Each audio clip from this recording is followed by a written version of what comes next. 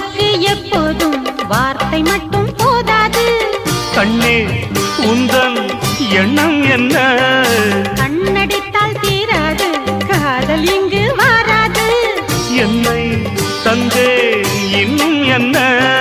பெண்மை என்றால் வீரனுக்கே மாலை தந்துவிடும், வீரமுள்ள கைகளுக்கே சேலை தந்துவிடும்.